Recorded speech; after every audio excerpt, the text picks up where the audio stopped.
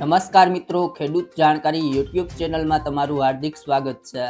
રાજ્યમાં છેલ્લા 24 કલાકમાં 171 તાલુકામાં વરસાદ નોંધાયો છે। સૌથી વધુ કયા વિસ્તારમાં કેટલા ઇંચ વરસાદ પડ્યો છે, આજે ગુજરાતના કયા વિસ્તારોમાં વરસાદ પડશે, આ તમામ માહિતી વિશે વિડીયોમાં વાત કરીશું।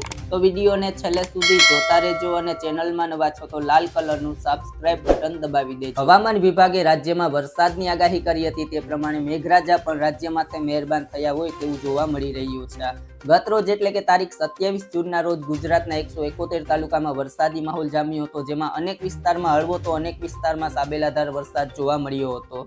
આ અહેવાલમાં તમને જણાવીશું કે કયા જિલ્લામાં કયા તાલુકામાં કેટલો વરસાદ પડ્યો છે। તો સૌથી પહેલા કલ્યાણપુરમાં 3 ઇંચ વરસાદ નોંધાયો છે, માંડવીમાં 2.6 ઇંચ, પારડીમાં 1.97 ઇંચ, નખત્રાણામાં 1.5 ઇંચ, ખંભાળિયામાં 1.5 ઇંચ, ઉમરગામમાં 1.5 ઇંચ, વ્યાપીમાં 1.38 ઇંચ, વધઈમાં 1.30 ઇંચ, વ્યારામાં 1.22 ઇંચ, માંગરોળમાં 1.2 ઇંચ વરસાદ પડ્યો છે।